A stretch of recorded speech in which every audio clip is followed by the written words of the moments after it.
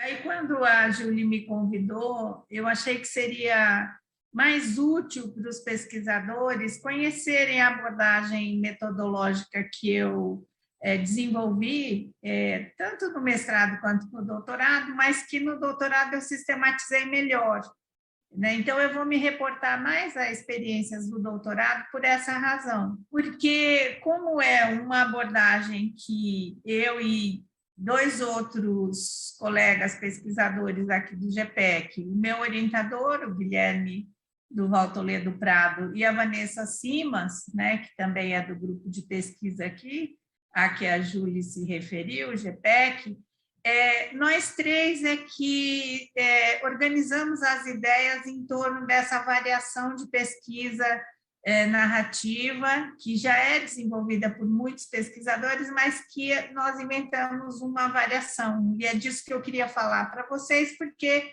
é algo pouco,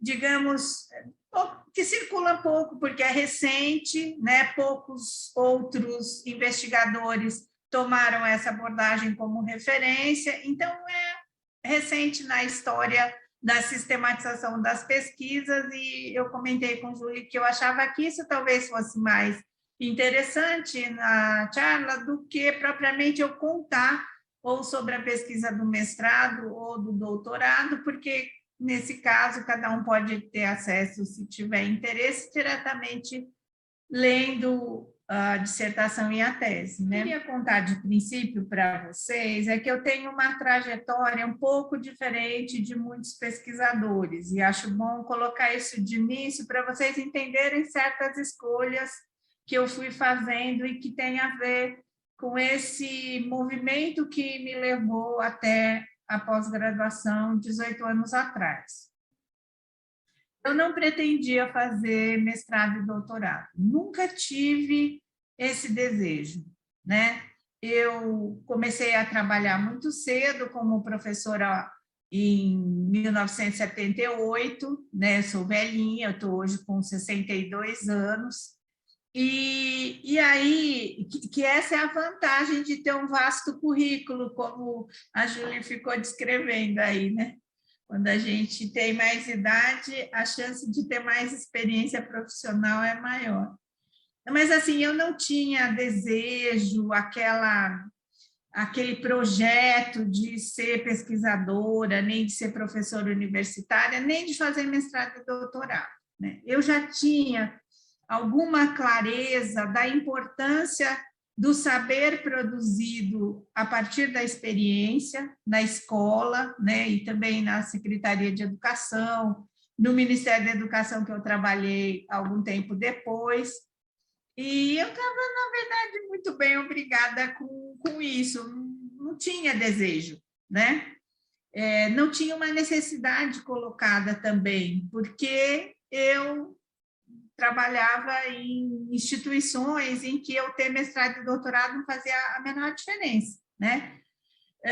E aí eu tenho uma grande amiga de infância que entrou no doutorado aqui na Unicamp, no grupo de pesquisa que eu vim depois a me inscrever para o processo seletivo, que é o GPEC, né, o Grupo de Estudos e Pesquisas em Educação Continuada, que é coordenado pelo Guilherme Duval Toledo Prado, que foi a pessoa que orientou essa minha amiga e depois a mim, né? E essa minha amiga, nos idos de 2002, 20 anos atrás, vinha de Campo Grande, onde ela mora atualmente, de ônibus, né? Durante toda a noite de domingo, às vezes passava na minha casa em São Paulo, onde eu morava, e depois prosseguia para Campinas para participar das aulas e do grupo de pesquisa. E como eu tinha uma filha, essa que me deu uma neta agora, que morava em Campinas na época, minha filha a hospedava na casa dela, para que ela ficasse segunda e terça-feira e voltasse de ônibus de novo, terça-feira à noite, chegando quarta na sua casa lá em Campo Grande. Ela demorava mais de 30 horas nessa viagem, né? Toda semana, durante um período, e depois quinzenalmente, algum tempo depois.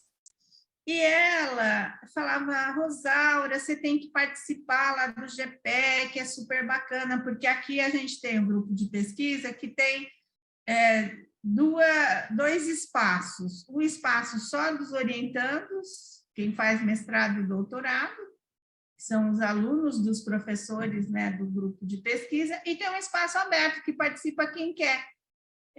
Que a gente chama de grupo de terça, porque ele sempre funcionou de terça-feira à tarde, né? Então, nesse grupo participam diretores de escola, professores, gente que quer discutir educação. E, inclusive, as pautas de reunião são meio que definidas a partir das demandas do grupo, não tem um programa prévio, nem nada. E ela ficou me seduzindo, você tem que ir, você trabalha com formação há tantos anos, onde já se viu, não sei o que lá. Eu sempre falava assim, nossa, mas eu vou gastar 3 horas, né, para ir para Campinas, 1h30 para ir, outra 1h30 para voltar. E um dia eu me ouvi falando isso, pensei, mas ela gasta 30 horas para vir da cidade dela estudar, por que eu não posso gastar 3? E aí passei a participar do GPEC, nessa versão aberta, né, o grupo de terça, e me encantei, não só pelo grupo, como pelas pessoas, como pelo orientador, que é o Guilherme.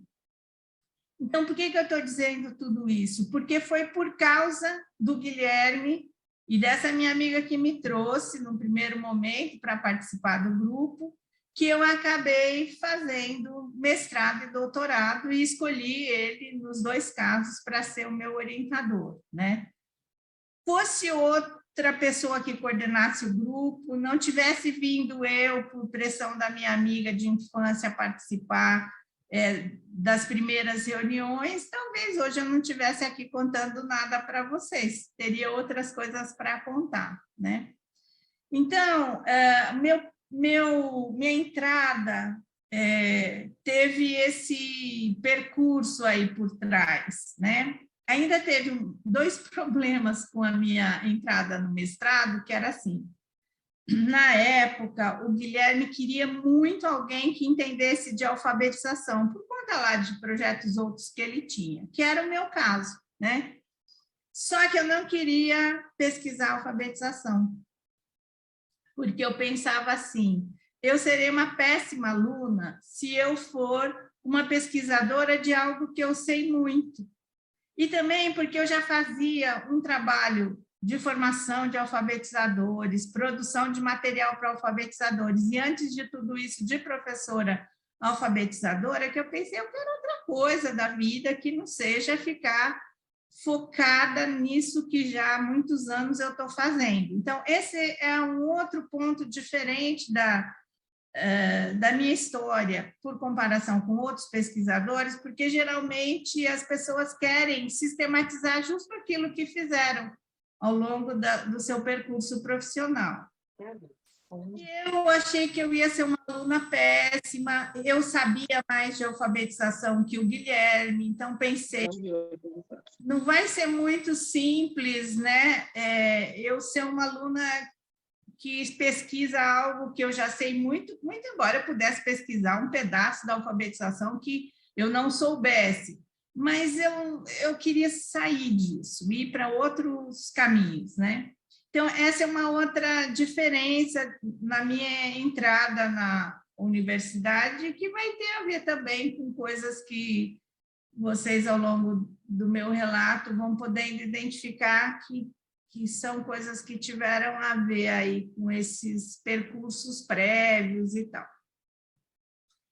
E eu também tenho tido sempre a oportunidade de destacar nos diferentes grupos onde eu participo, né, para falar de coisas as mais diversas, que eu sou uma pessoa com grande apreço pelo saber da experiência, né?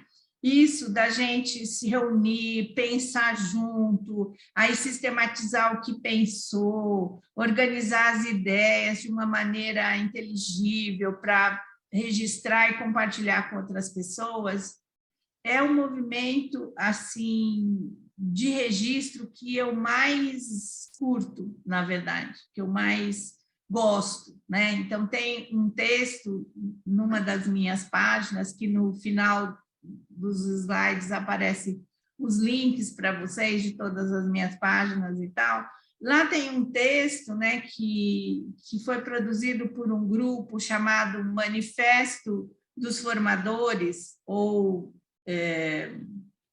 Atuação dos Formadores Hoje, que é um outro título para o mesmo material, que foi produzido a partir de um grupo de discussão metodológica sobre formação, e que daí as pessoas tiveram lá a proposta que eu fiz num determinado dia no início do curso, de em pequenos grupos discutirem umas coisas lá sobre as metodologias de formação, né, como faziam determinadas abordagens e tal.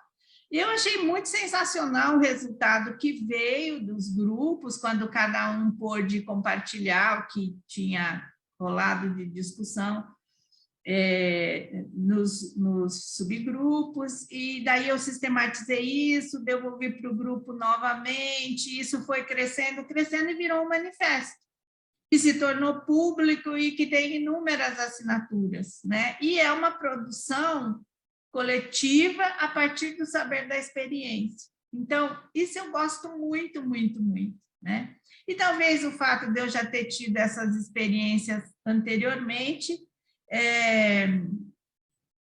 o meu interesse imediato em fazer estudos, né, na universidade não era algo assim muito presente na minha vida. E, além disso, eu tinha um preconceito em relação à universidade que era indisfarçável. Eu continuo com ele um pouco, mas menos, né? Que é assim, o fato da universidade, de um modo geral, não dá nem bola para a escola pública, né? Não se ocupar de produzir um conhecimento útil, né? Então, eu falava que eu achava absurdo, isso há 18 anos atrás, quando eu entrei no mestrado, que eu achava absurdo as pessoas ficarem pesquisando se o beija-flor enxerga a cor. Eu inventava umas imagens assim bobas desse tipo, né? Porque eu pensava, eu estou numa universidade pública, eu estou gastando dinheiro público, né? Porque eu não pago para estudar. Eu custo uma verba que num país como o nosso é muito suada. Então, por que não vou eu produzir um conhecimento útil para a escola pública, que é da onde eu vim, a minha história veio de lá e tal, né? Então, eu tinha um preconceito, assim, porque, por exemplo, no meu grupo de pesquisa não existe nada disso, todo mundo ama a escola, o chão da escola, o professor, os meninos pobres, tudo isso faz parte, mas mesmo na faculdade de educação da Unicamp, que tende a ser uma faculdade mais aberta do que outras, há grupos de pesquisa que não gostam da escola, e que meio que olham feio para a gente do GPEC, porque são aqueles lá que gostam de escola, gostam de aluno, gostam de professores. Claro que eles têm uma argumentação enfeitada, né, para achar que o que a gente faz não é relevante, mas no fundo significa que nós estamos perdendo tempo olhando para o que não se deve. Então, esse preconceito me afastava muito, né? E ter encontrado um grupo onde nada disso acontecia foi sensacional, e foi a partir daí que eu comecei a cogitar a possibilidade de fazer o mestrado. Acabei escolhendo, como eu disse, algo que não era o tema que eu mais sabia, pelas razões que eu expliquei, correndo o risco de não ser selecionada, né? Mas, no fim, deu tudo certo, meu orientador aceitou o desafio de aprender comigo sobre aquilo que ele também não sabia bem e que eu tinha escolhido, né, que era a relação das instituições e os sujeitos que nela atuam, seja a escola ou uma secretaria de educação, que eram os dois lugares de onde eu vinha, né? Então, tudo isso para explicar um pouco para vocês a pré-história aí da minha entrada no mestrado, para vocês entenderem um pouco as coisas que eu vou contar agora, a partir da apresentação dos slides, tá bem? Se alguém quiser falar, está aberto, tá? O tempo todo está aberto, é só vocês pedirem para falar aí, que a Julie vai dando voz a vocês.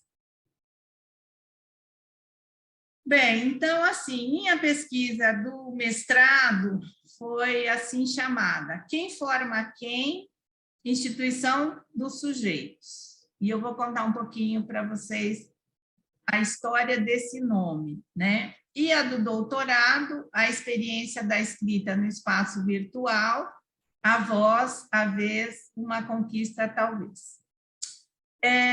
Eu sou uma pessoa muito ligada em nome, em títulos, né? Muita gente me pede ajuda para encontrar títulos para artigos, textos e muitas coisas, porque eu dou uma importância grandiosa, tenho grande apreço pelos títulos, né? E quando eu cheguei na universidade, eu com todos os meus preconceitos, que eu tinha vários, né?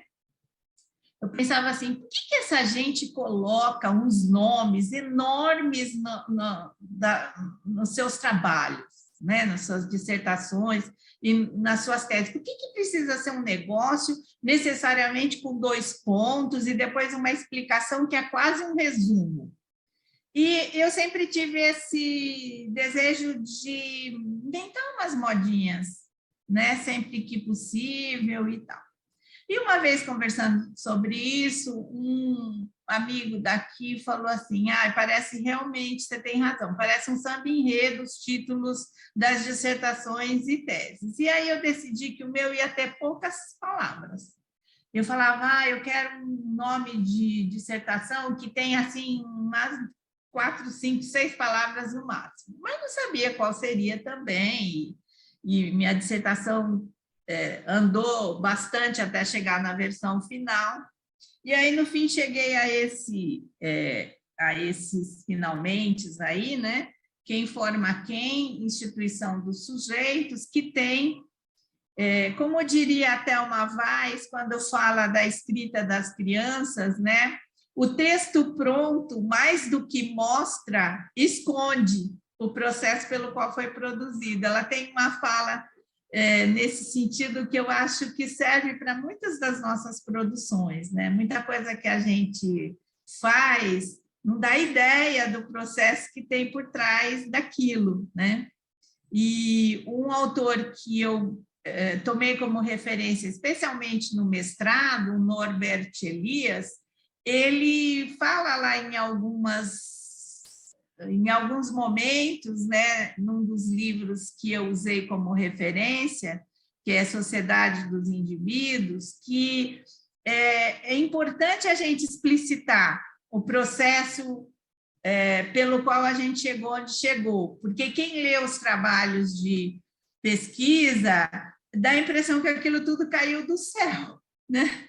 E, na verdade, aquilo foi produto de idas e vindas, de noites mal dormidas, de escolhas e abandono de escolhas, de equívocos que foram reformulados ao longo do processo. Então, eu tinha esse desejo de produzir o que a gente chama aqui no GPEC de narrativa pedagógica, que é você contar o processo para que outros pesquisadores possam dizer, tá, entendi, era mais ou menos isso que eu estava pensando, então não vou por aí, talvez não dê certo, sim, que bom, talvez por aí dê certo, né?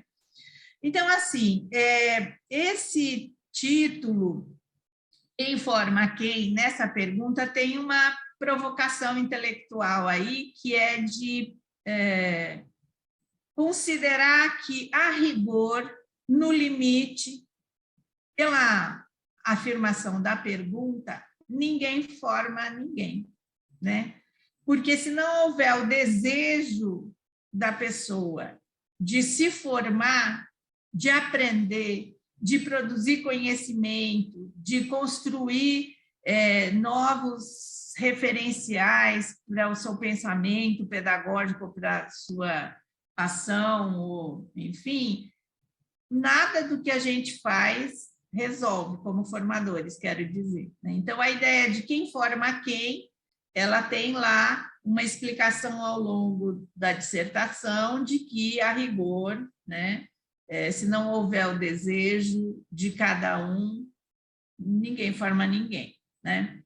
Instituição dos sujeitos foi um subtítulo que eu encontrei depois de muito tempo que eu já estava pesquisando e que eu ficava tentando encontrar algo que pudesse dar o tom, né, do que era o central no meu trabalho. E numa ponte aérea de São Paulo para o Rio, eu tive lá uma inspiração e peguei um papelito lá, um guardanapinho, e anotei Instituição dos Sujeitos, né, que veio a ser o subtítulo, que tem aí instituição, 3 sentidos diferentes, que também quem lê não alcança, por isso que ao longo do trabalho eu explico, né? Que é a instituição dos sujeitos no sentido de que a instituição é dos sujeitos, né? Então, eles são, digamos, donos da instituição. Instituição dos sujeitos no sentido de um processo que institui, que forma, né, sujeitos. Então, um processo que eles eles são objetos desse processo, digamos, né? E instituição dos sujeitos no sentido dos processos que eles instituem, né? Então, nós, tomados como sujeitos, instituição dos sujeitos seria a instituição é nossa.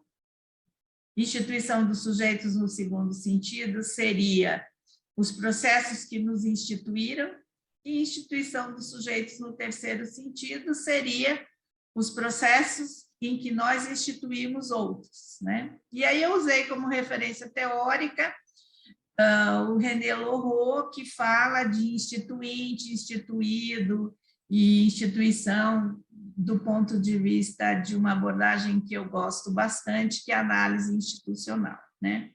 Então, isso só para mostrar para vocês que, assim, um título não é só um título, né? Ele traz uma história toda, e além dele ser a síntese da síntese da síntese do trabalho, ele tem aí um percurso que nem sempre é alcançável só de ler, né?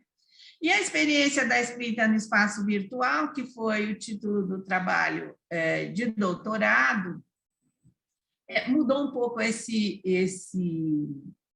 título, mas ele ficou assim por sugestão de algumas pessoas que eu consultei e tal, né? Porque a ideia desde o início sempre foi investigar como que as pessoas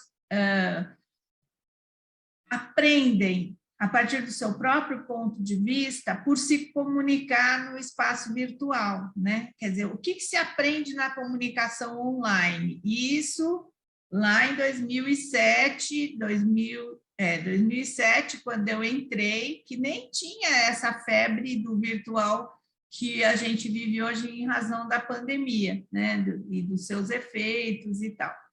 Então, eu queria que cada um que eu tomei como sujeito no trabalho contasse, a partir do seu ponto de vista, o que é que ele achava que aprendia nessa comunicação pela internet, né? E esse título, na verdade, ele expressa a tese toda, que é essa experiência de escrita traz a voz, que antes não era possível para muita gente, mas se ampliou as possibilidades, se democratizou as possibilidades de uso da internet pelas pessoas, né, com o passar do tempo. A vez, quer dizer, hoje qualquer pessoa que tem acesso à internet pode se aventurar a fazer coisas na comunicação virtual, coisa que também, algum tempo atrás, era impensável, era só um grupo muito pequeno e privilegiado que tinha acesso a isso e tal. E aí, quando eu coloco uma conquista, talvez, é porque não sabemos, e na explicitação da tese eu falo isso, né? Não sabemos se estará democraticamente distribuída essa voz possível, essa vez possível. É de se supor que os grupos privilegiados terão sempre mais oportunidades, mais acesso e tal. Então, esse talvez tenha um pouco também essa ideia de desconfiar da democratização do uso, né, dos recursos tecnológicos que permitem a experiência de escrita online ou a experiência de escrita no espaço virtual, enfim. Então, como eu não vou falar das duas pesquisas, mas da abordagem metodológica, eu achei por bem falar um pouquinho sobre elas a partir dos títulos e depois sobre o resumo também, né, porque dá um retrato do que é o trabalho de um modo geral, né. Eu já falei um pouco disso, né, que eu tenho um grande apreço pelo saber da experiência e, com isso, eu tenho também muita clareza que eu não sou uma pessoa com um repertório de conhecimento acadêmico muito grande, não. Algumas pessoas me procuram para eu dar ideias sobre o que fazer do ponto de vista das escolhas, das pesquisas, dos artigos científicos que vão produzir. Eu digo, olha, eu posso ajudar, mas não sou alguém com um repertório suficiente para dar palpites qualificados, né? Mas, como diz a Clarice, eu sei muito pouco, mas tenho ao meu favor tudo que não sei. Eu usei, inclusive, essa epígrafe em um dos meus trabalhos, né? Não sei se agora na dissertação ou na tese, que eu gosto demais dessa ideia, né? A gente é a nossa ignorância que nos mobiliza a buscar conhecimento. Então, acho que ter clareza que a gente sabe pouco não é para ficar infeliz, é para saber que temos a vida toda pela frente para aprender, né? E aí, se eu já falei, né, o meu depoimento de como cheguei na universidade, que se não fosse o Guilherme, isso talvez não tivesse acontecido. Então, escolher bem um orientador, para mim, é condição, se o programa onde se inscreve, cada um tiver a chance, né, de escolha do orientador, porque isso faz uma diferença grandiosa na vida, né? E aí, como o propósito é conversar sobre abordagem metodológica, eu trouxe os resumos. Então, a questão central da pesquisa é a formação pessoal e profissional, e o tema de investigação é a relação instituições-sujeitos, mais especificamente a relação entre instituições, organizações educativas e profissionais que nelas trabalham, com o propósito de compreender como se dá a relação e essa relação e as múltiplas influências que ocorrem e que tipo de profissional tem ações instituintes no ambiente de trabalho, foram tomados como instrumentos de produção de dados 32 memoriais de sujeitos, principalmente da área de educação, que narram suas experiências mais significativas em uma ou mais instituições em que atuam ou atuaram. Os dados indicaram que os contextos de trabalho e a cultura que neles predomina, ao mesmo tempo em que são formativos, são também instituídos pelos sujeitos, ainda mais quando estes são militantes na profissão, característica do grupo dos memoriais, característica do grupo de autores dos memoriais analisados. Foram 2 os conceitos sistematizados ao longo da pesquisa a partir dos dados empíricos e das contribuições teóricas: formação e militância na profissão. Formação de um ponto de vista amplo, como o conjunto de experiências formativas ao longo da vida, ou seja, todas as experiências que produziram aprendizagens. E militância na profissão, definida como um tipo de atuação própria das pessoas que não poupam tempo e esforços para desenvolver um trabalho de qualidade, que não se satisfazem com nada que não seja o seu melhor, que, em geral, desempenham um papel instituinte e não só não só no âmbito de sua atuação específica, mas na instituição como um todo. A resposta da pesquisa para a pergunta título, quem forma quem? Só um minutinho aqui que meu mouse, pequeno problema.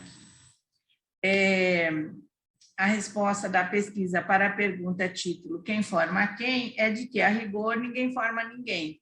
O sujeito se forma a partir das oportunidades que tem, aquelas que se convertem em experiências de aprendizagem de fato, a partir de sua história anterior, do que valoriza e deseja, das relações que estabelece com o outro. Ao final, como resultado das lições aprendidas, são apresentadas algumas recomendações aos responsáveis pela elaboração e implementação de políticas de educação e de formação, propósito colocado desde o início do trabalho. Também por essa razão, o registro da pesquisa é feita na forma de correspondências endereçadas a esses profissionais.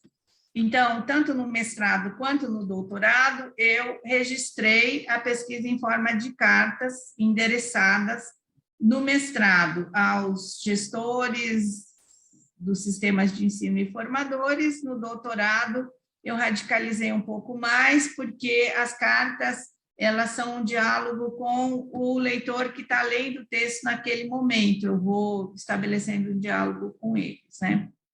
Alguém quer fazer algum comentário?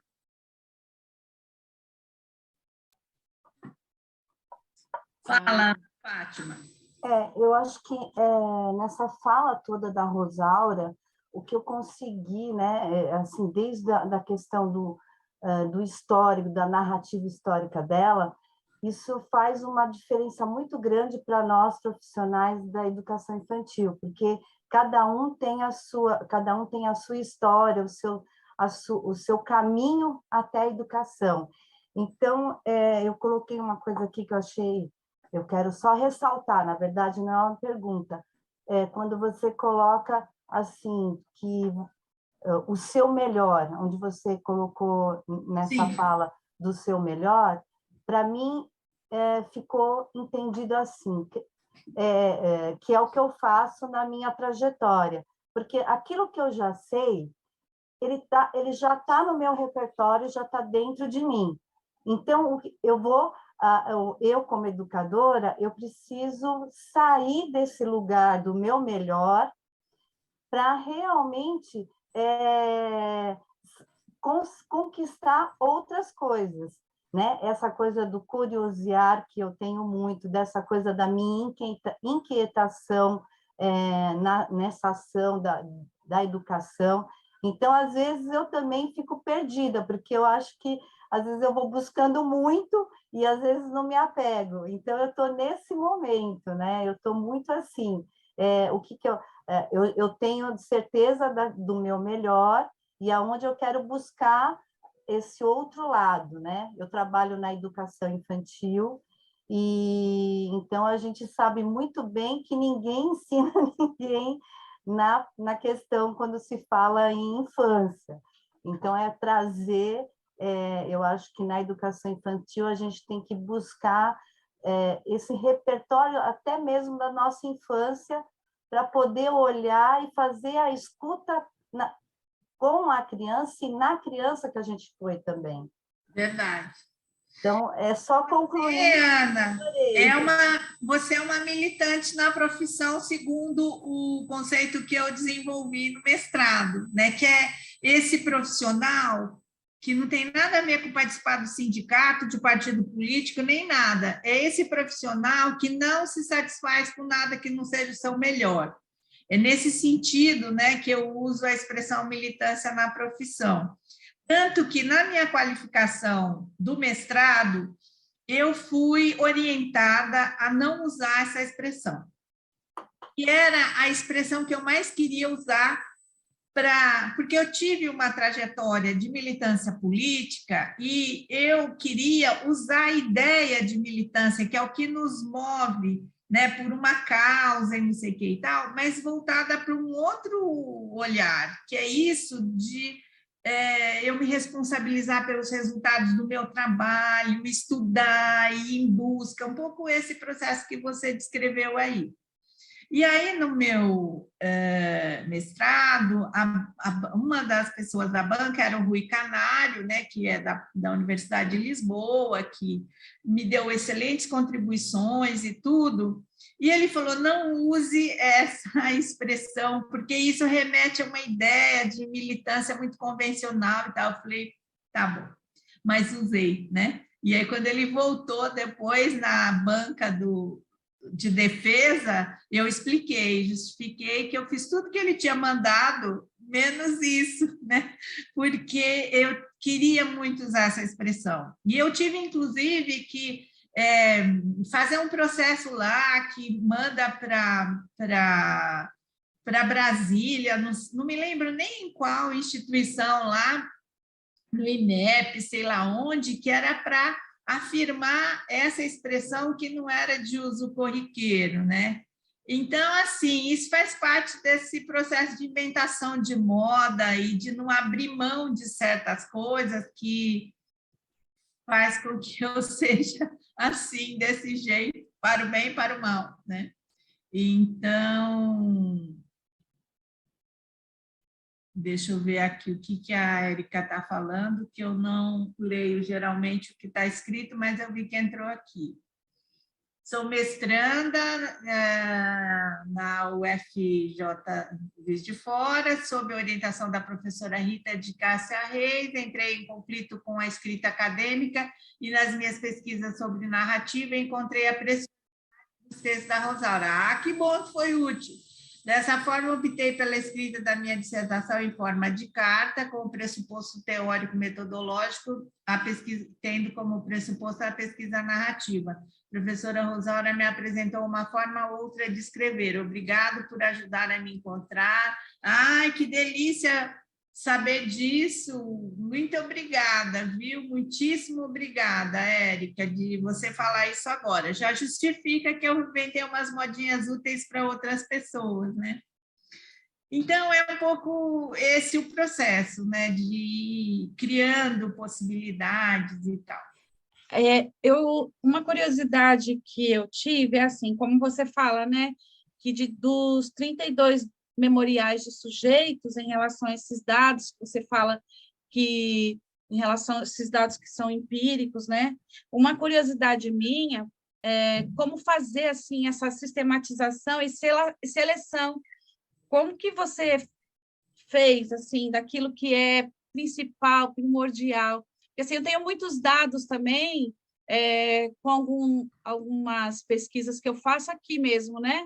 E assim, às vezes, essa sistematização e seleção do que é principal, primordial, fica um pouco difícil, né, para a gente que não tem essa experiência. É muito difícil mesmo. Aqui no nosso grupo de pesquisa, a gente não fala em coleta de dados, a gente fala em produção de dados. No nosso entendimento, o que a gente coleta é informação.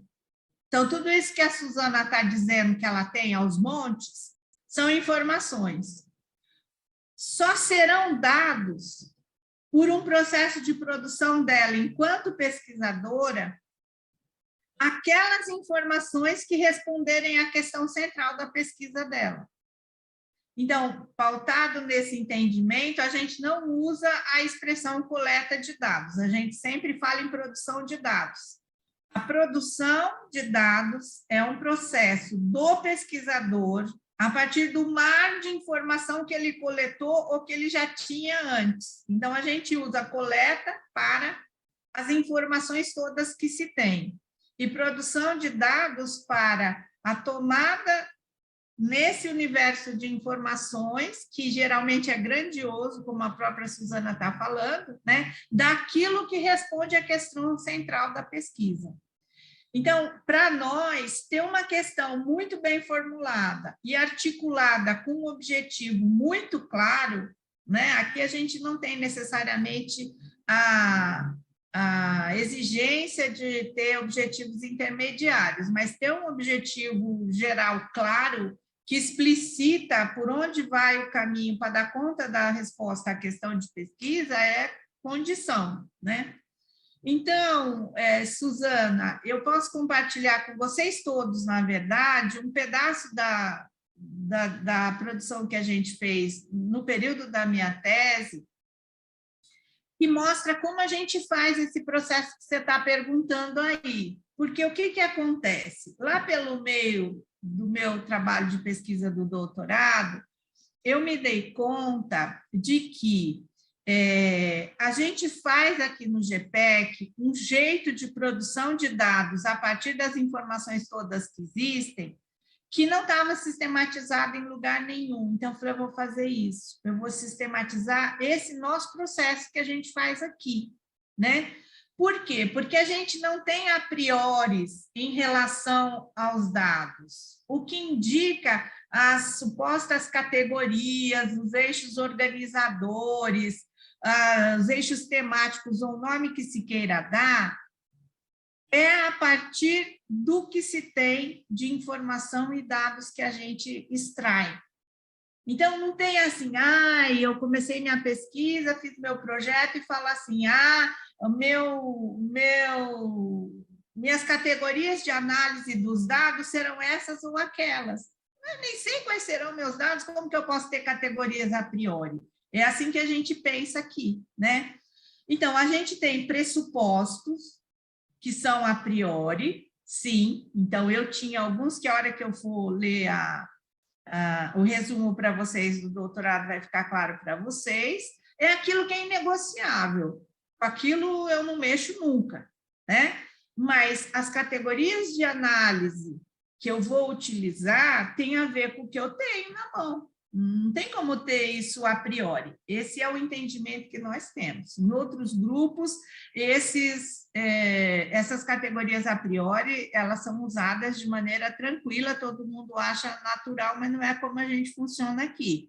Tanto que, às vezes, quando eu conto da minha experiência, ou outros colegas contam da experiência nossa aqui, a gente já diz isso, que se fizer como a gente faz aqui, em outras universidades não vai parecer bom, né? A mesma coisa o contrário, outras universidades fazem de um jeito que para nós não parece bom. Então, não tem a verdade absoluta em termos de pesquisa, tem concepções, né? E aí tudo depende. Como que eu fiz esse processo de sistematização do que é o nosso jeito de fazer a produção de dados aqui? Eu peguei o grupo de pesquisadores, o e-mail do grupo de pesquisadores e mandei uma consulta, né? Como que você fez a produção de dados da sua pesquisa? Dei alguns exemplos para a pessoa saber do que eu estava falando e essas pessoas me responderam. Aí eu sistematizei tudo isso, devolvi para elas dizerem se o que eu estava falando condizia com o que elas tinham feito ou não. E fui abstraindo, né? E daí considerei esse um conhecimento válido a partir do que elas indicaram. Isso, para mim, é conhecimento a partir da experiência. Porque só nós fazíamos desse jeito. Então, quem é que poderia dizer como que é que faz? Nós próprios, né? Depois eu descobri que em outros lugares se faz parecido, de maneira até mais sistematizada, mas naquele momento eu não sabia disso, né? Procurei muitas informações e não tinha muito isso. Então, o que a gente faz geralmente? Né? Faz um monte de destaques daquilo que a gente tem uma intuição que responde à nossa questão. Então, pega as falas, se tem falas dos sujeitos, ou as informações que tem, vai destacando com o amarelinho no próprio computador, né? Vai destacando aquilo. Depois daquilo, vai fazendo outra enxugada até chegar em algo que pareça razoável. Porque, num primeiro momento, tudo parece importante. Então, a gente faz isso, destaca em amarelinho tudo que parece importante. Aí, aquele delírio total, porque tudo parece importante. Aí, vai para um segundo momento, olhando só os amarelinhos e destacando em azul sobre o amarelo. É o jeito que eu faço, né? Outros colegas fizeram de outra maneira e tal. Então, eu posso compartilhar com vocês só esse pedaço que explica como a gente faz esse processo, que vem das informações para a organização em eixos temáticos, em categorias ou coisa que o valha. Tem pesquisadores que já sistematizaram esse caminho da realidade para as categorias de análise de maneira muito interessante, mas eu, na verdade, sistematizei a partir do que eu tinha disponível na época, já faz alguns anos, né? Talvez tenha coisa muito melhor já sistematizada por aí, mas todo conhecimento é datado, né? Esse é datado do período que eu achei que poderia ser uma contribuição para outros pesquisadores, colocar a serviço deles esse processo que a gente faz. Nessa perspectiva que eu me referi há pouco, que é de produzir uma narrativa pedagógica, explicitando o que é que nos faz chegar onde chegamos, para que outros possam olhar e falar, isso me serve, né? Sempre nessa minha obstinação de que tem um dinheiro público depositado em mim, então eu tenho que produzir algo útil que contribua com outros pesquisadores, né? Isso aí é que me move a essas sistematizações que eu vivo fazendo sempre. Ana Paula, agora? Deu conta, Suzana? Eu sim, Rosaura, obrigada. Oi, Rosaura, tudo bem? Obrigada. Rosaura, uma coisa que ficou muito forte, né, para mim aí na sua fala, logo no início, foi a questão do encantamento. Sim. Né, desse processo que você relata, né, de que você não tinha nenhuma intenção aí de fazer um mestrado, doutorado, e foi encantada, né, Sim, pelos seus colegas aí a realizar esse trabalho, né? E uma vez eu fiz uma formação com você, enquanto estava coordenadora da Prefeitura de São Paulo, e na formação você disse uma coisa que para mim me marcou até hoje, né, que eu levo para minha vida. Se você não, você falava para as coordenadoras, né, para os coordenadores na época, se você não arrepiar o seu professor, ele não vai ocorrer mudança, né? Ele não vai levar para a sala de aula nada daquilo que você tá dizendo, nada do que você está levando para a formação. Então, precisa arrepiar, precisa mexer com o emocional, precisa ter algo assim de encantamento mesmo, para que a gente consiga modificar a educação pública, né? Que é um percurso muito difícil, né, de acontecer. Então, ficou forte nessa fala, só queria retomar essa questão do encantamento, porque é isso, né? Em sala de aula, a gente precisa encantar as crianças para que elas tenham esse desejo da aprendizagem, para que elas queiram aprender a ler e escrever. Enfim, eu sou alfabetizadora há muitos anos, tanto que hoje voltei para a sala de aula, não estou mais como formadora na prefeitura, enfim. E é isso, né? E quando a gente vai para essa formação do professor, quando você fala quem forma quem, realmente, a gente não forma ninguém. Que a gente tem essa função de encantar. Se a gente conseguir, né, encantar... Eles vêm, né? Exatamente, eles vêm. Tanto as crianças, né? Sim. Quanto os adultos, né? No caso, né, do coordenador, que tem essa função aí de tentar trazer esses professores para essa realidade aí, né? Era só isso que eu queria Eu falei ressaltar. esses dias com um grupo de gestores, né, que hoje a febre que assola a escola pública é a recomposição da aprendizagem, né? Está todo mundo mobilizado com a história da recomposição da aprendizagem. E é legítimo isso, eu acho. Só que o que essas gestoras falavam é assim, que os meninos e meninas na escola hoje estão muito violentos em relação a alguns aspectos que antes não tinha, que elas identificam que tem a ver com os efeitos da pandemia e papapá, contou toda a história lá. E eu fui olhando para a experiência que eu tive na minha própria escola, que era de primeiro e segundo grau no século passado, né? Eu estudava numa escola de uma cidade no noroeste do estado de São Paulo, que era uma cidade que só tinha matinê de domingo de tarde. E tinha um clube, só que eu era pobre e eu não podia frequentar o clube, então não tinha nada para fazer. E aí eu tinha uma escola que me formou, me constituiu e fez eu ser quem sou, na verdade, porque desde quinta série na época, até o terceiro colegial, essa escola era dirigida por uma diretora chamada Dona Guimar, uma baiana maravilhosa, que tinha a feliz ideia de oferecer tudo na escola. Então, na escola tinha projeto de teatro, treino de vôlei, treino de basquete, música na hora do intervalo, sala de pebolim e ping-pong, mais coisas que eu não saberia. Eu vivia na escola. Então, ela sabia atrair, né, e produzir um encantamento na comunidade toda, de tal maneira que ali acontecia coisas que tiravam os jovens lá de onde poderiam estar, sem ter o que fazer, né? Então, acho que assim, o encantamento é fundamental em qualquer lugar institucional que a gente esteja, né? Seja pesquisador, seja diretor de escola, coordenador pedagógico, professor, amigo, colega de trabalho, né? O olho da gente não brilhar e não transmitir para o outro algo que seja verdadeiro, né? Como que a gente sobrevive nesse mundo absurdo que a gente tem, né? Então, acho que muito legal isso que você falou, Ana Paula. Pronto. Não, Rosaura, tudo bem? Desculpa, eu já baixei de novo.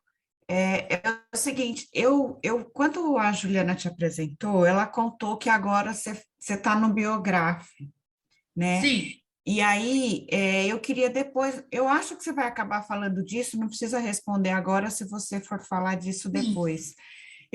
Pensando no trabalho que você desenvolveu com o Guilherme no GPEC, eu queria até contar, que você contasse um pouquinho como é que foi esse encontro com o Biograph, que tem lá as pesquisas de autobiográficas, né? Se tem diferenças, como é que foi esse encontro do GPEC com o Biograph, entendeu? Tá bom. Mas eu vou deixar para o fim, outra. então, se eu esquecer, você me lembra, tá bom? Combinado, tá bom, obrigada. Pronto, então vamos lá.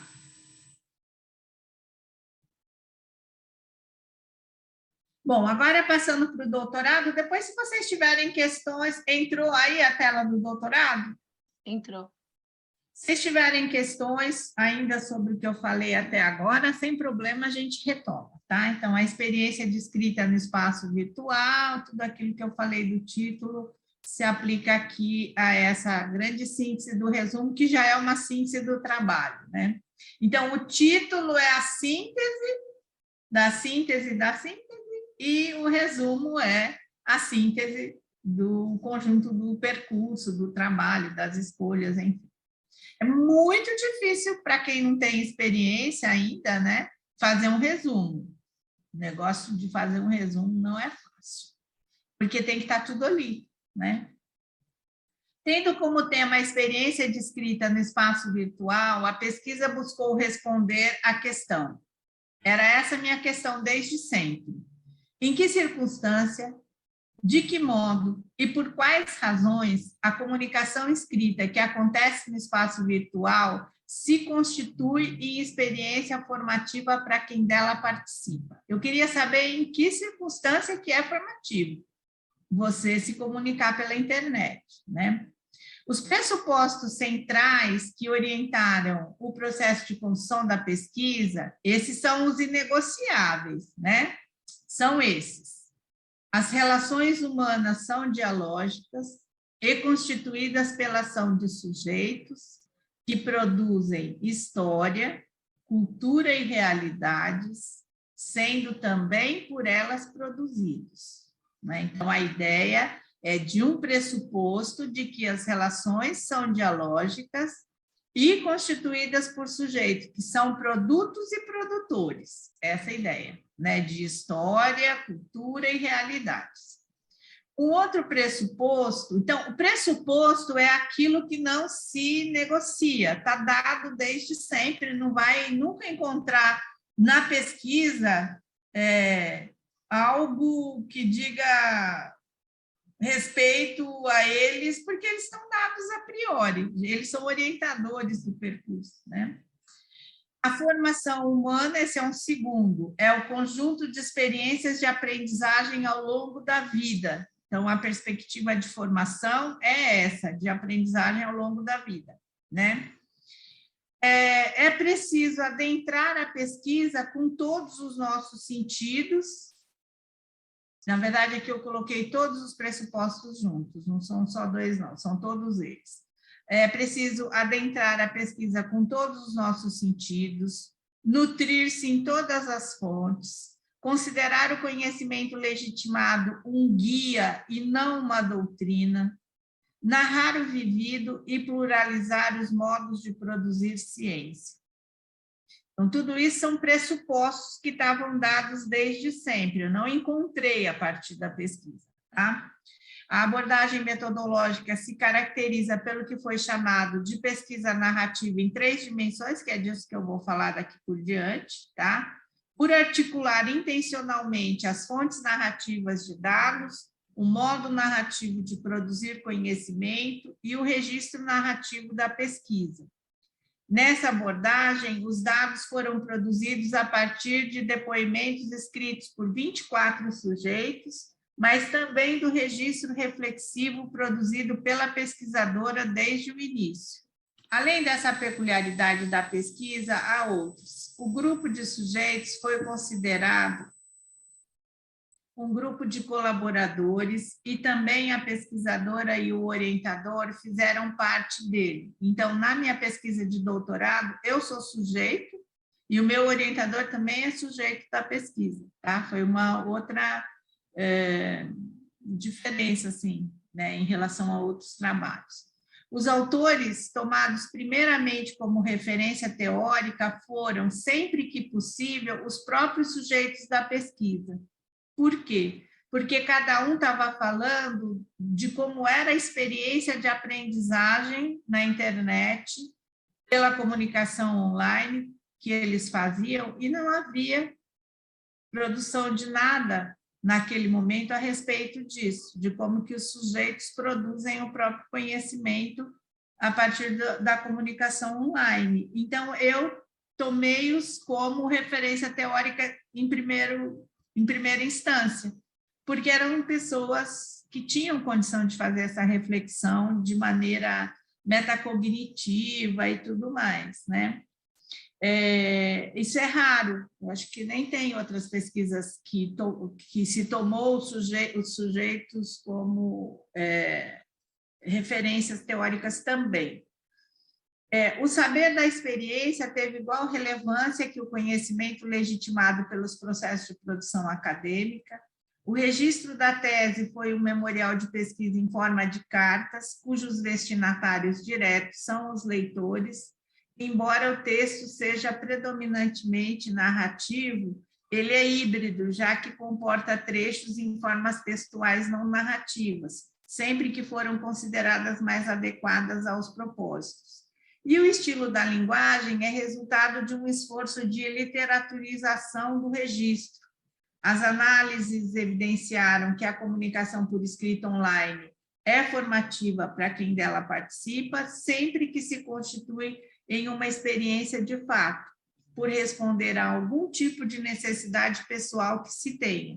Conhecer e conversar com pessoas, viver outras experiências que o cotidiano fora da tela não garante, experimentar os efeitos de uma vida inventada, testar o reconhecimento e a aceitação pessoal, dialogar sobre o que é de interesse, ampliar o conhecimento e o universo cultural, integrar comunidades de semelhantes, fortalecer horizontalmente a identidade, protagonizar movimentos, alienar-se um pouco da dura realidade ou simplesmente jogar conversa fora.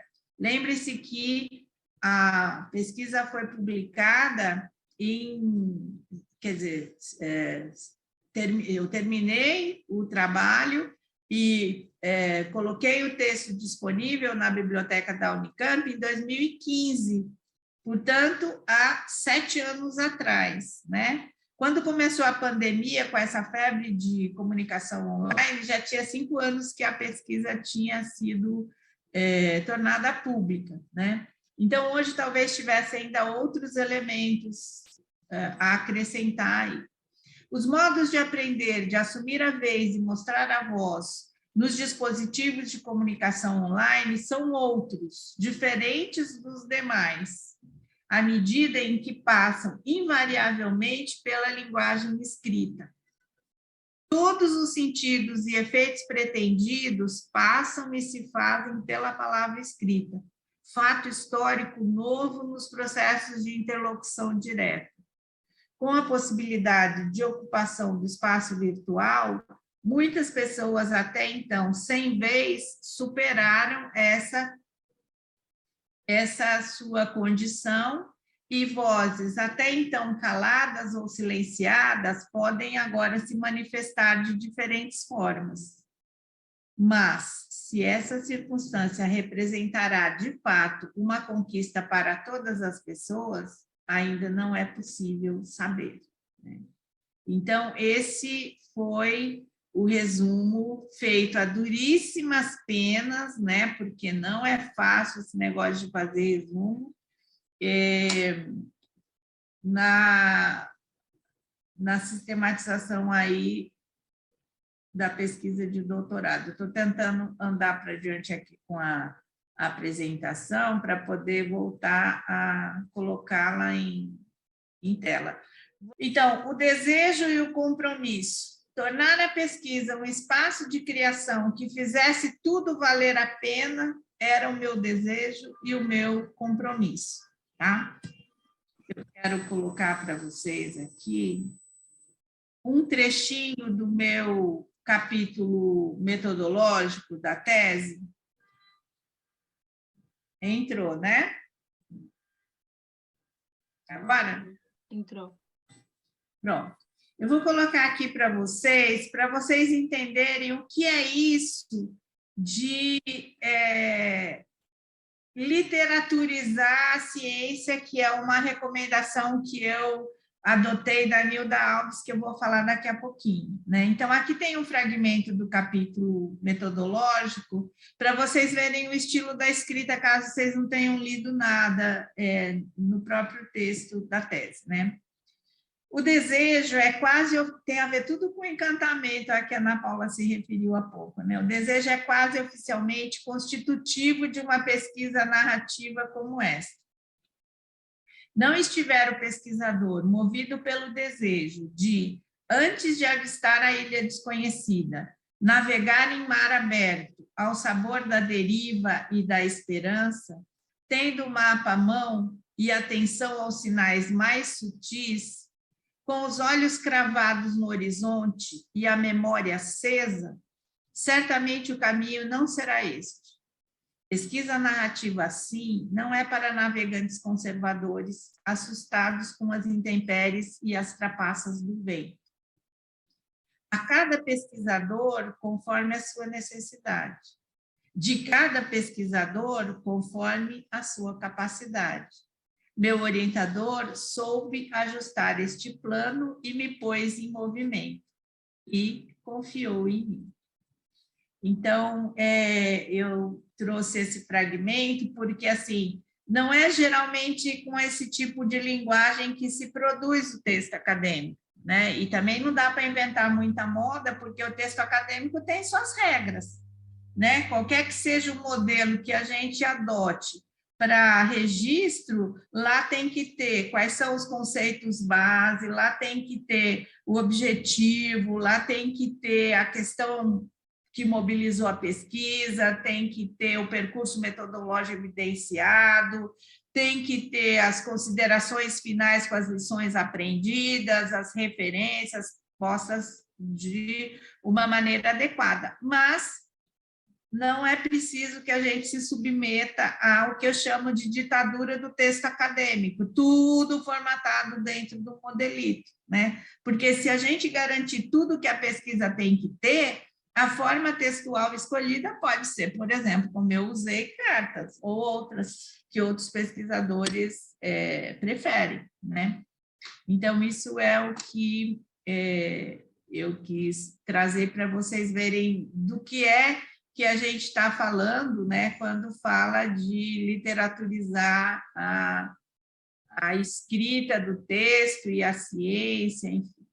O compromisso assumido desde o início foi o de pôr em prática as recomendações defendidas por Nilda Alves, que está indicada na referência lá embaixo, tá?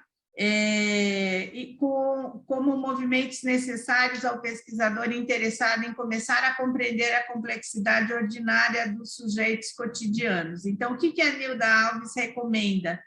Mergulhar com todos os sentidos na pesquisa, isso está indicado lá no resumo, né, como pressuposto, tentar criar algo novo sem se ajoelhar para o estabelecido, que é bem o tipo de coisa que eu gosto, né?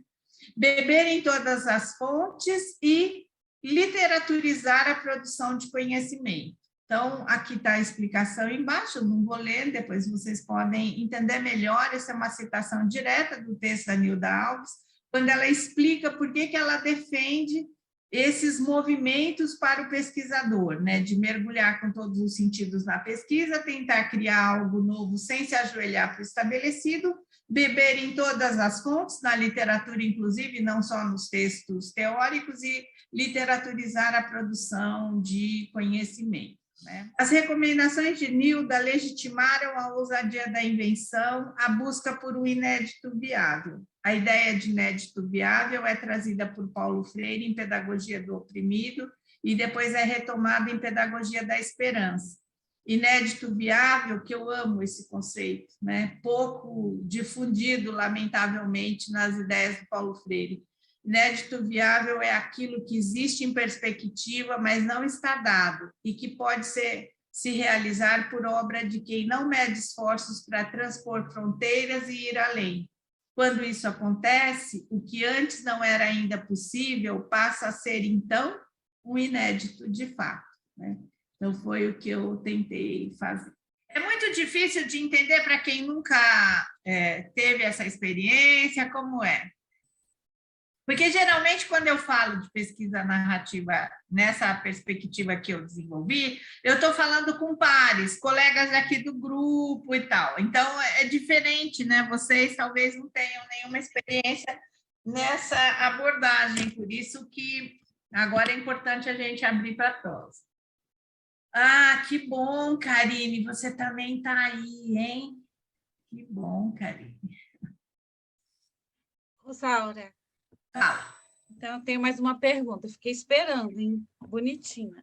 Tá. Então, assim, ó, você é uma curiosidade mais, né? Você considera assim que essa sua reflexão, essa tua forma de narrar, né?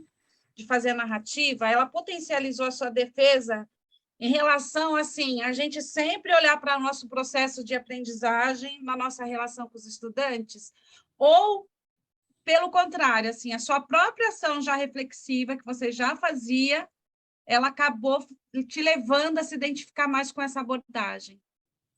Acho que essa última coisa que você fala é mais pertinente, porque a gente é o que a vida nos fez ser, né? Então, de querer inventar moda, de criar inéditos viáveis, de essa minha obsessão pelo registro, que é não só escrito, mas também é em foto, né? A pandemia causou um problema grave na minha obsessão por fotografar meus grupos de formação trabalhando, porque agora é só print da tela, né? Eu fazia álbuns com as pessoas dialogando e tal. Então, acho que tudo isso que é o nosso jeito de ser, que é constituído a partir das experiências ao longo da vida, nos leva a fazer escolhas de um jeito e não de outro.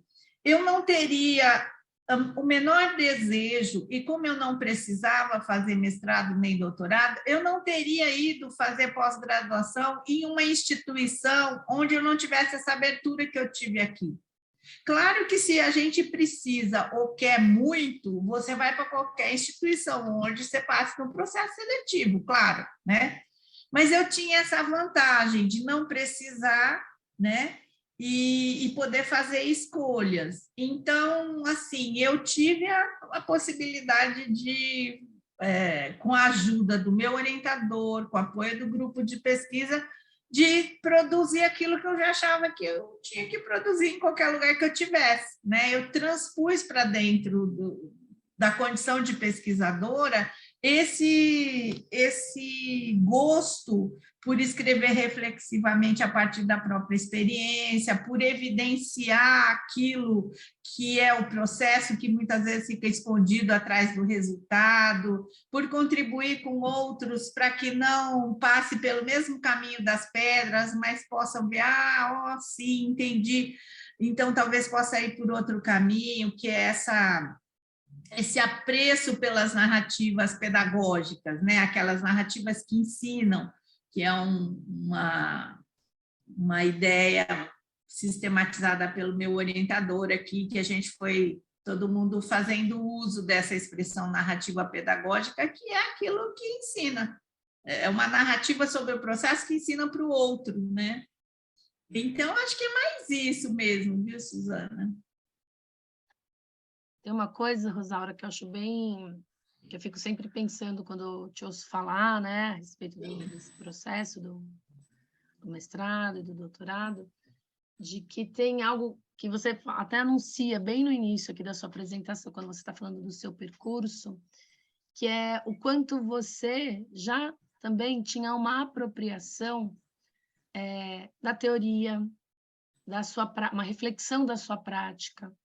E eu acho que não só no seu texto do mestrado, do doutorado, mas outros textos seus, né, que você nos presenteia aí, desde lá do Profa, né, que tem uma produção, um volume grande ali, fica sempre para mim muito marcado o quanto você vai conversando ali de um lugar da prática, da experiência, mas o embasamento teórico ele está muito presente, né? E isso é muito difícil, né? Principalmente quando a gente vai fazer pesquisa e está no início, é como se fossem coisas muito distantes, e fazer né, entrelaçamento, que é uma coisa encarnada ali, eu acho que nos seus textos, né?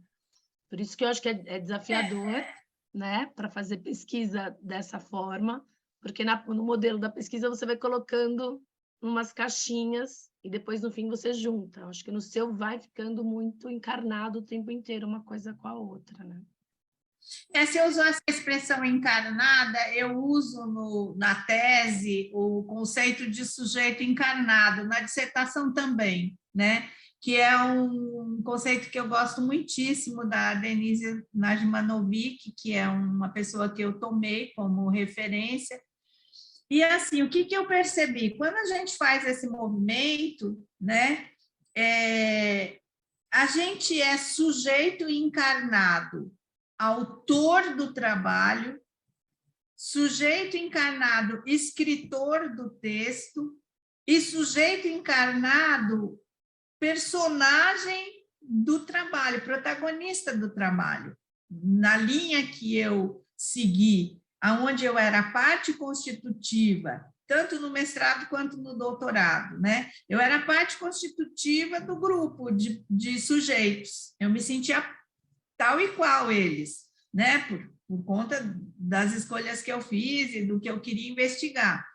Então, essa condição de sujeito encarnado, quando a gente está produzindo um texto autobiográfico para a pesquisa, ela nos coloca nesse lugar, né, de sujeito que produz a pesquisa, sujeito que escreve o texto e protagonista do que está sendo narrado, uma vez que a gente está falando da própria experiência de produção de conhecimento também, né? E aí, isso que a Cláudia perguntou anteriormente sobre a Biograph, a Biograph é uma associação, né, de pesquisa autobiográfica que existe no Brasil. Uma das pessoas que é mais conhecida da Biograph é o Eliseu Clementino, que é uma pessoa da Bahia que trabalha muito com pesquisa autobiográfica, né? Que é uma linha um pouco diferente da pesquisa que eu fiz, mas não é excludente, né? Porque tem um tanto de autobiográfico na minha pesquisa também, mas ela tem outras características. Vocês vão ver aí no slide como eu ia sistematizar uma abordagem de pesquisa que não existia com essas com esses dois diferenciais a que eu me referi, que é da articulação dos 3 lugares de narrativa e com um texto produzido desde o início, eu também não tinha onde fundamentar tal e qual o que eu estava fazendo, até porque eu estava produzindo, teoricamente, uma abordagem nesses pedaços das diferenças aí, né? Então, eu fui buscar, nessa referência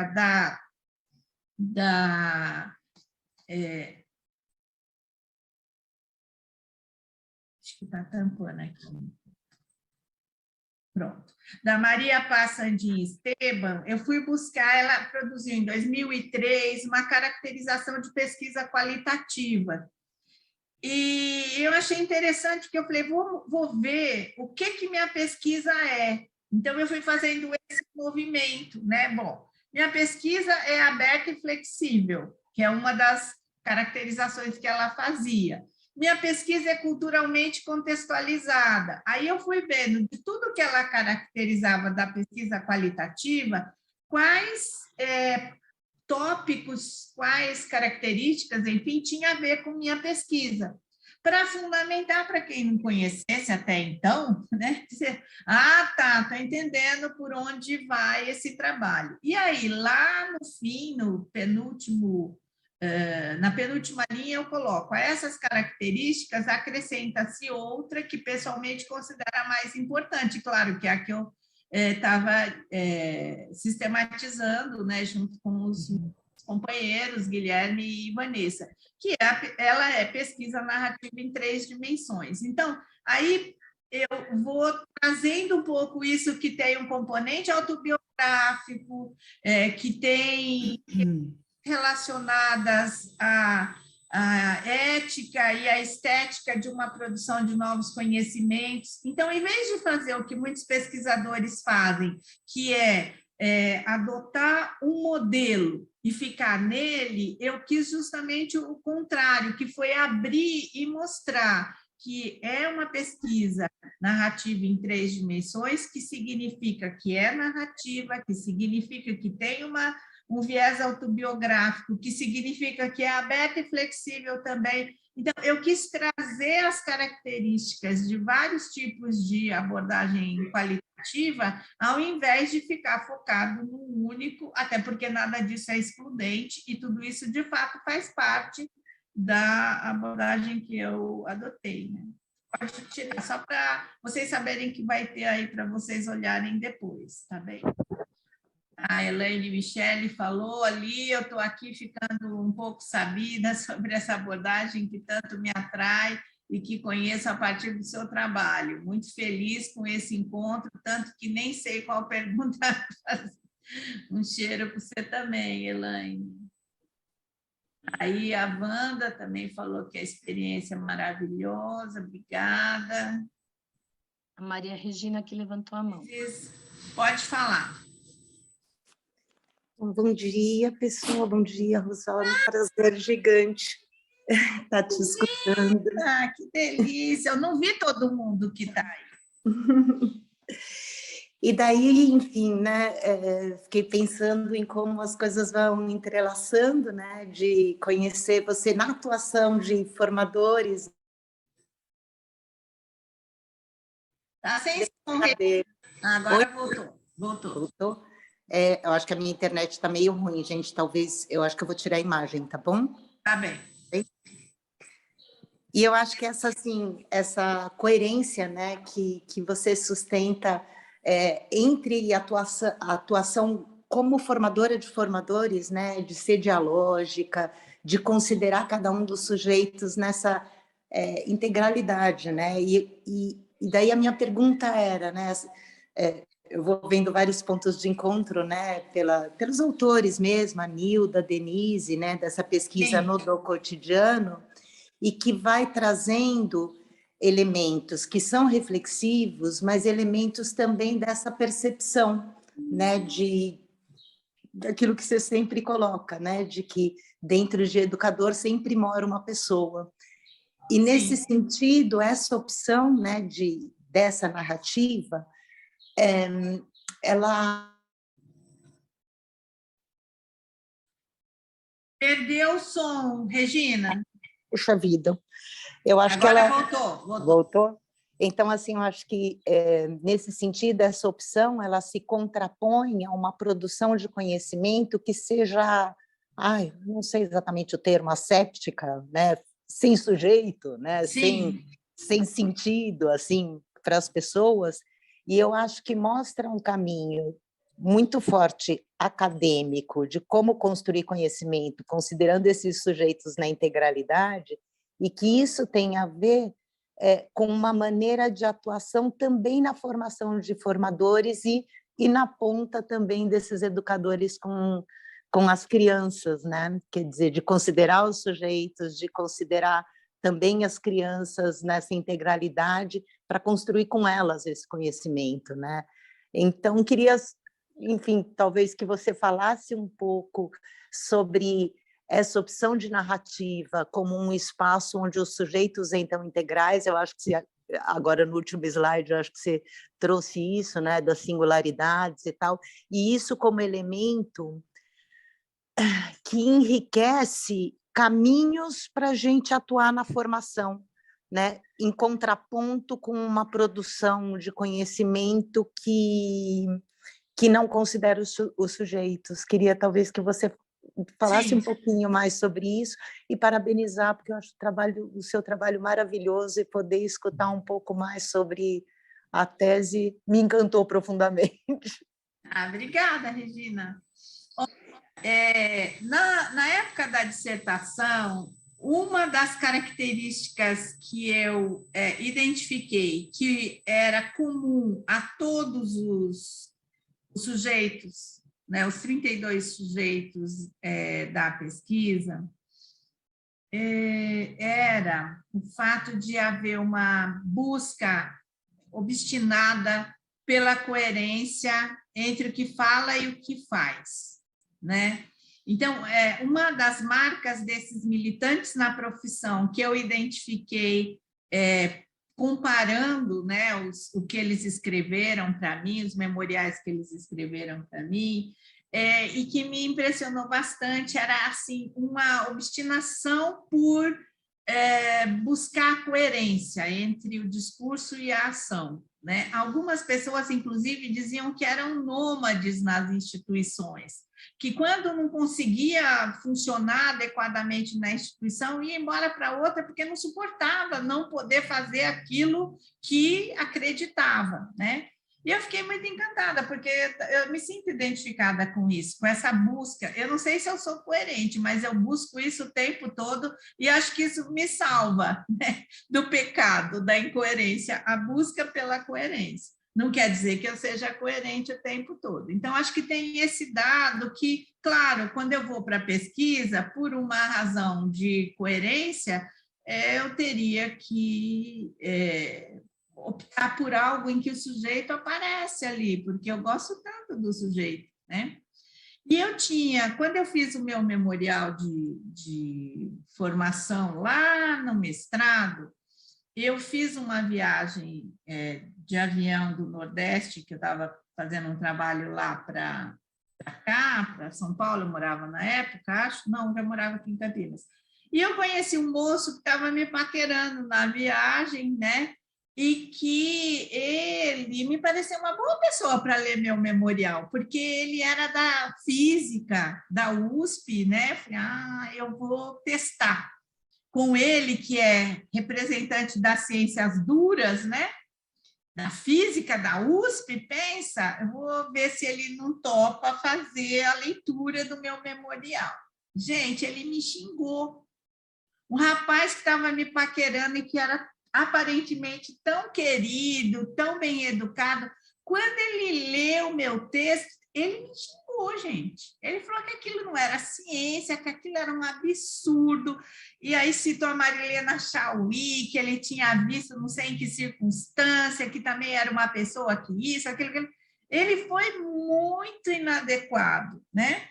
E aí eu agradeci a ele, isso tudo foi por e-mail, eu agradeci a ele, porque eu pensei, eu tenho aqui uma medida do que é alguém que tem outra concepção, que acha que não tem que ter sujeito nenhum evidenciado no texto, que a pesquisa tem que ser toda como se a ciência tivesse encarnada ali, vindo, sabe Deus de onde, não tem sujeito, não tem pesquisador, não tem nada, né?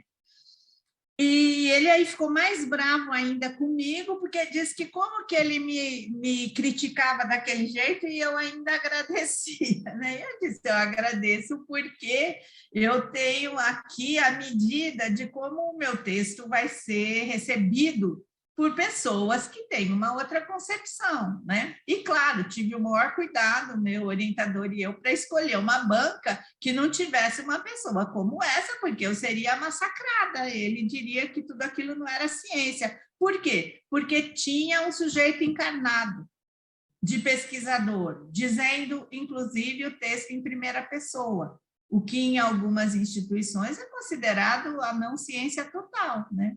E ainda, ele não teve a chance de ver, mas na tese, eu era sujeito também do grupo de pesquisa, meu orientador era sujeito também, algumas referências teóricas que nem o Adail Sobral, que eu usava de referência para toda a discussão de Bakhtin e gênero, e não sei o que, era sujeito também. Então, é uma transgressão que alguns representantes das ciências duras não suportam de jeito algum, né? E quando eu resolvi também escrever em forma de carta, eu mandei para um amigo meu, esse não é o mesmo estilo, né? Ele fez uma leitura super bacana, querida e tal, mas me alertou, falou, se você quiser, na academia, defender sua tese em forma de carta e não no modelo canônico, que é do texto acadêmico convencional, vai funcionar como xingar a Nossa Senhora da Aparecida na porta da igreja. Então, você tem que saber muito bem o que você está fazendo e quem que você vai escolher para a sua banca, porque senão só Deus sabe. Então, a gente também tem que ter essas sacadas, né?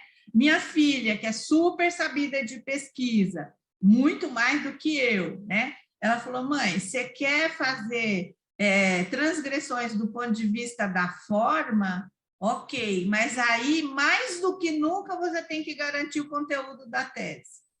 Tem que estar lá tudo explicitado, os conceitos, o percurso metodológico, as considerações, porque senão vão falar que é historinha. Tem muita gente que acusa o pessoal da pesquisa narrativa como contadores de história, de relatos de experiência. Então, quando a gente envereda por um caminho da transgressão, né, do estabelecido, a gente tem que saber que determinadas coisas precisam ser consideradas, do contrário, a gente será achincalhado, espinafrado, e ainda mais se convidar para a banca gente que não gosta da nossa abordagem, porque não tem certo e errado, tem concepções, né? Quer dizer, tem certo e errado um tanto, mas não é disso que a gente está falando aqui. Então, acho que são cuidados que tem que ter, né? Quem mais? Acho bem interessante, né? Porque essa crítica a uma objetividade é algo que Piaget já sofria, né, em relação a essa suposta objetividade. Sim. E que o quanto, claro, a gente concorda com até certo ponto, mas o quanto também é difícil, porque implica encaixar em alguns modelos algo que é do complexo, que não é uma variável influenciando, são várias coisas que influenciam ali quando a gente fala de relação, quando a gente fala de escuta, né, de escutar o que a criança está dizendo. É muito complicado você pensar num instrumento metodológico fechado, porque o que vem é muito diverso, né? E que veio hoje pode ser diferente do que viria amanhã, é diferente se fosse um outro interlocutor. Sim. Então, a gente poder pensar em formas, né, de pesquisa também que se ajustem, né, com a concepção que a gente tem. Eu acho que é bem importante. Eu fui banca esses dias de qualificação de uma colega que ela queria estabelecer relação entre o que acontecia na comunidade de prática da qual ela participa, né, de professoras alfabetizadoras de uma escola, e o desempenho dos alunos. Eu falei, olha, precisa ter muito, muito cuidado, porque como que a gente sabe se o desempenho do aluno na alfabetização foi, de fato, consequência daquilo que foi discutido na comunidade de prática? Não que não seja possível, mas os instrumentos têm que ser muito refinados, né? Então, acho que isso é coisa que a gente tem que considerar. Quando a gente quer muito uma coisa, tem que garantir que ela seja cercada de todos os cuidados para que não sobre espaço para ninguém fazer críticas, a não ser pelo fato de ter outra concepção, que isso a gente não tem controle, né? Mas de estar tudo muito correto do ponto de vista de aquilo ser instituinte de uma nova prática de pesquisa, de formação, de docência, o que for, né? A gente não pode ir para essas práticas sem um cuidado em garantir o que é fundamental, né? Para que tenha rigor na produção de conhecimento, né? E eu acho que você vai falando, né, logo no início da sua preocupação em trazer uma contribuição, né? Eu acho que para o campo da pesquisa, né, para a gente que quer pensar em produzir um conhecimento, né, mais sistematizado e tal, acho que a gente falou bastante disso nesse encontro, mas uma contribuição que para mim, que é algo que mexe bastante comigo, inclusive já te procurei para conversar sobre isso, que é como você forma quando a pessoa não quer ser formada, quando a pessoa não tem demanda ali, né, formativa, e acho que você vai trazendo algumas iluminações, alguns limites, né, em relação a isso, como que a gente vai encantando para que siga ali né, se a pessoa se abra para o processo formativo, porque não há processo de aprendizagem sem ação reflexiva, né, do sujeito, e que muitas vezes esses programas de formação que envolvem uma rede ou que são impostos e tal, chega em alguns sujeitos, em outros bate, né? Choca. Então, acho que você também traz muitos elementos para a gente pensar sobre isso, né? Nesse ponto de vista que você traz, Júlia, eu acho que, assim, na formação, só tem uma receita de quase 100% de sucesso. Eu digo quase porque 100% para mim não existe, né? Sempre vai ter o desejo e o não desejo ali atravessado, que é responder à necessidade do sujeito.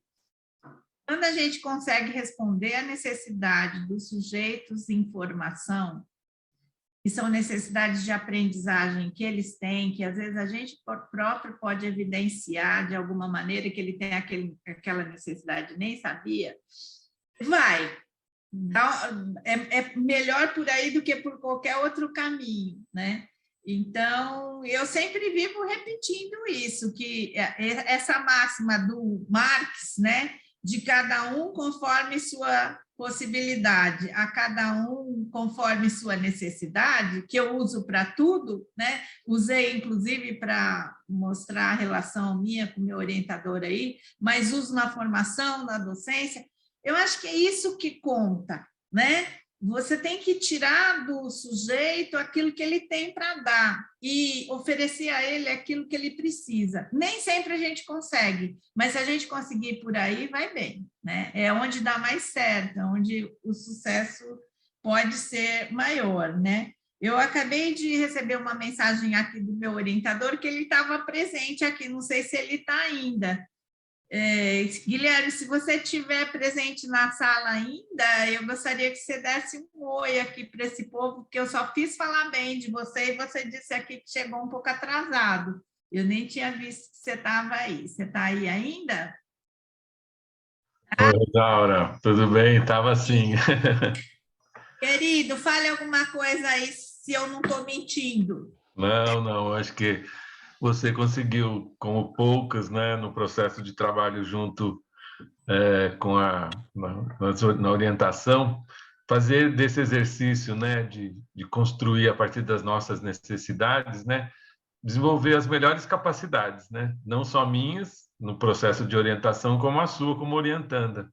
Então, acho que isso é um valor muito grande e por isso que essa parceria virou uma grande amizade. Verdade, Não verdade. é? Somos até vizinhos agora, né, Guilherme? Com certeza, Barão Geraldo é grande. Obrigada por você ter vindo aqui. Espero ter feito jus a meu orientador naquilo que lhe diz respeito do meu relato, tá bom? Com certeza, com certeza. Obrigada, viu? E uma iniciativa muito interessante eu esqueci o nome dela, que é Julie. Julie, isso. Muito bom, parabéns, viu? Muito legal. Obrigada, Gui, por você ter vindo, viu? E a Cris aqui tá com a mãozinha levantada. Fala, Cris. Gente, vou falar rapidinho. Cris. Eu não poderia não falar nem para a Rosaura, nem para a Júlia. A Rosaura eu conheço do tempo do Profa, então, dos anos 2000, aí foi minha primeira formadora, mas eu ainda não tinha visto a Rosaura falar da tese, da pesquisa, da dissertação, então acho que essa charla foi uma oportunidade. Eu tô nesse grupo que ela fala do GPEC, né? O meu é o Grupad, então eu não sou orientanda lá, eu não faço mestrado pela Unicamp, eu faço por La Plata, mas eu acompanho esse grupo, né? E aí eu sei que é uma regra, Julie, que a gente vem para a charla ao vivo, mas essa charla de hoje precisaria ser compartilhada, principalmente no nosso grupo, Guilherme. Então, essa charla de hoje, acho que você precisava combinar com a Drica, sua parceira. Eu sei que é uma regra, mas essa de hoje foi fundamental para quem está fazendo o mestrado. Acho que valeria muito, acho que teriam muitas visualizações aí, se ela pudesse, não sei, ser compartilhada no YouTube. Obrigada para as duas. Graças, Julie. Obrigada.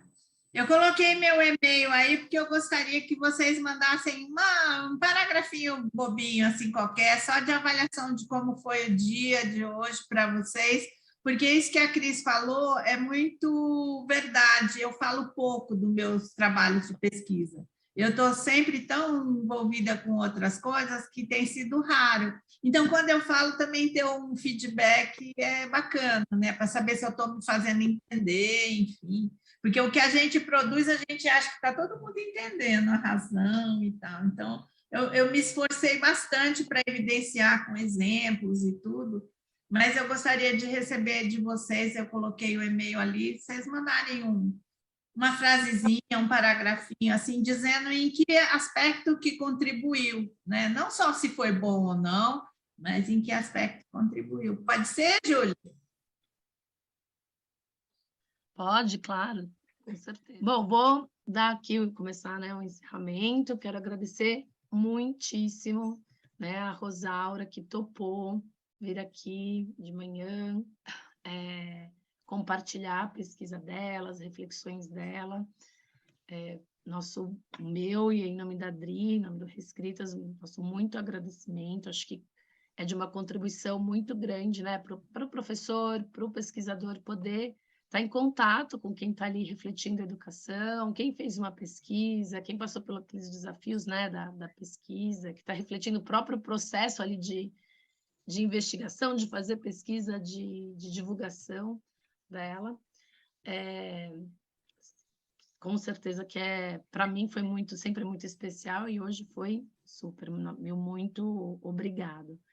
Também aqui nesse sábado de manhã, que vai mostrando aí, nutrindo, né, a gente para seguir com essa iniciativa, que vocês podem imaginar, né, que vai uma dedicação, um empenho, e que a gente se alimenta com a presença aqui de vocês, mostrando que faz sentido, né, que tem bastante gente querendo pesquisar e pensar e refletir, seja na academia, seja no seu dia a dia, né, no seu fazer, pensar sobre a educação e as crianças e o processo de aprender. Então, muito obrigada. Não sei se eu te falei, Rosaura, tem gente de várias partes do Brasil. Aqui temos um colega mexicano, que é Que delícia! um participante frequente aqui das charlas, o Josué. E é isso, gente. Muito obrigada. Eu vou mandar depois para você, Júlia, então, esse arquivo em PDF e mais 2 outros materiais, o que eu me referi da produção de dados, que eu extraí da tese, e também o capítulo metodológico, onde eu explico em detalhes essa coisa da pesquisa narrativa em 3 dimensões, né? Eu tenho sempre procurado, ao invés de remeter as pessoas para lerem todas as coisas, remeter para ler, mas também destacar a parte que pode interessar mais, né? Porque nem todo mundo vai ter tempo de ler 200 páginas, mas talvez 17, sim. E isso ajuda, eu acho. Então, eu vou mandar para você e você compartilha, por gentileza, tá bom? Obrigada. Compartilho, sim. Viu? Compartilho o seu e-mail também, porque para quem bem. quiser entrar em contato. Então, gente, foi uma manhã deliciosa, viu? Eu falando do meu próprio trabalho, que eu não fazia há muito tempo, com gente que eu estou vendo aqui agora, várias pessoas, Maíse, Selma também, não sei se está aí ainda, mas eu vi há pouco, Eudeísa, gente que eu... Rosiane, né, Michele, Karine, gente que eu estou acostumada a encontrar em outras circunstâncias. Muito obrigada mesmo.